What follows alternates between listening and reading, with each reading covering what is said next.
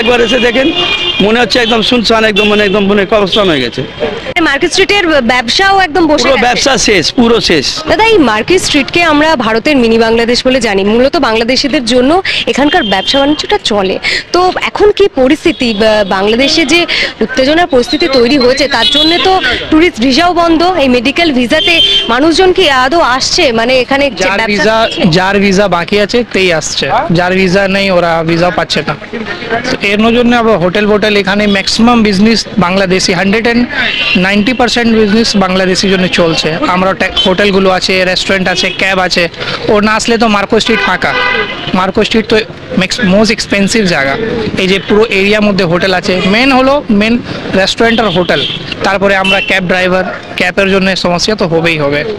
এই জন্য ব্যবসা চলছে না। না, ব্যবসা তো অটোমেটিকলি না আসলে কি করে চলবে? আসলে তোই চলবে, না আসলে কি করে চলবে?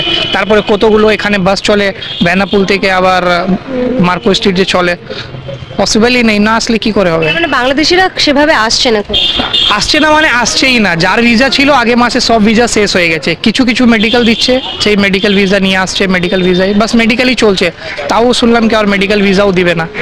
না দিলে আল্লাহ মালিক আছে, যা হবে হবে, কিছু করার নেই। দাদা, দেখছিলাম যে কেউ বাংলাদেশ থেকে আসলেই তাকে আপনি ডেকে ডেকে নিয়ে যাচ্ছেন, কি হোটেল? এটা হোটেল আছে, হোটেলে গেছে ওরা, মানে ওনাদের চিকিৎসার জন্য আসছে, তো সব হচ্ছে না, কম পয়সার মধ্যে রুম চাইছে। এখন তো অবস্থা বহুত সব খালি আছে, কম পয়সায় দিয়ে দিচ্ছে। 600-700 যেখানে 1000-1200, সেখানে 500-600-700-500 টাকা রুম দিয়ে দিচ্ছে। মানে মার্কেট স্ট্রিটের ব্যবসাও একদম বসে পুরো গেছে। ব্যবসা শেষ, পুরো শেষ। মার্কেট স্ট্রিটে যত ব্যবসা সব শেষ। হোটেল বলেন, ট্রাভেলস বলেন, এই রোডে চলার রাস্তার জায়গা পাওয়া যায় না। এখন দেখছেন পুরো ফাঁকা, মানে একটা লোক দেখা যাচ্ছে না। এর থেকে আরো বেলা হবে দেখবে, এখন তো একটা দুটো বাস আছে, কিছু বাস আছে, লোক আছে, তারপরে আরো কিছু দেখা যাবে না। সন্ধ্যাবেলা একবার এসে দেখেন মনে হচ্ছে একদম শুনশান, একদম মানে কবরস্থান হয়ে গেছে। তো বাংলাদেশ থেকে কত লোকজন আসছে তাও এখন? এখন মানে ধরে নিন 10%,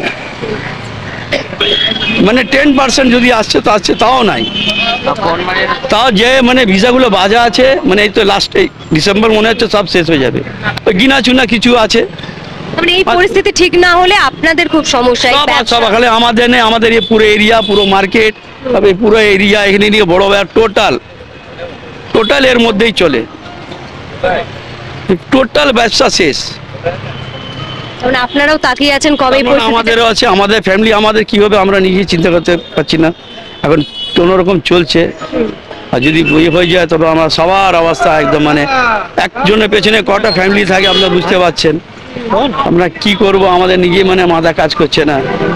যারা লাখ লাখ টাকা ভাড়া দিয়ে হোটেল নিয়ে আছে তাদের কি অবস্থা? হ্যাঁ, এই সব ট্রাভেল সব ভাড়া নিয়ে আছে, সবার মানে বহুতই অনুযায়ী অবস্থা হয়ে गए। ना सभी का मतलब नुकसान है। यहाँ समझिए बिजनेसमैन का लेकर के डॉक्टर लोगों का भी जो है सभी का नुकसान है, क्योंकि यहाँ जब बांग्लादेशी लोग नहीं आएंगे तो ट्रीटमेंट के लिए मोस्टली लोग आते हैं यहाँ पे। हाँ, अगर नहीं यहाँ पे ट्रीटमेंट होगा, नहीं डॉक्टर लोग देखेंगे तो फिर क्या है, उन लोगों को भी तो नुकसान है। तो सबको सोचना है, समझना है इस चीज़ को लेकर के। समझे नहीं, बहुत ज़रूरी है सबको समझ करके चलना है, क्योंकि इससे जो है बहुत लोगों का अपना ज़िंदगी चल रहा है, सबका घर चल रहा है। समझे ना, यही सब बात है। पार्टी पॉलिटिक्स वाले को सबसे ज़्यादा ये सब चीज़ के ऊपर ध्यान देना चाहिए। ये जो है धर्म के लेकर के नहीं सोचना चाहिए, बल्कि इंसान की ज़िंदगी का लेकर के चलना चाहिए। बिजनेस के ऊपर मतलब कैसा ज़िंदगी लोगों को कैसा चलना है, कैसा रहना है, करना है, उन लोगों का ज़िंदगी बारे सोच। এখন ব্যবসা অনেক অবস্থা খারাপ। বাংলাদেশে ইন্ডিয়ানে এই যে ঝামেলা সৃষ্টি, এদের মধ্যে নিজেদের মধ্যে যদি কিছু মেনে নিতে পারতো অনেক ভালো হয়, সবারই একটা সুবিধা হয়। সবাই তো লস হচ্ছে, দুপক্ষের সরকারই তো লস, এই পক্ষ সরকার লস, ওই পক্ষ সরকার লস। তো এগুলোর মধ্যে নিজেদের মধ্যে ফাইসলা করলে সব থেকে ভালো। আমরা চাই এটা বাংলাদেশের বলছি এবং ইন্ডিয়ান সবাইকে বলছি যে না, নিজের মধ্যে সব মেনে নিতে পারে। এইটুকুনি বলবো, আর কি বলবো। এমনিতে ব্যবসা পজিশন খারাপ, খুব সবারই খারাপ।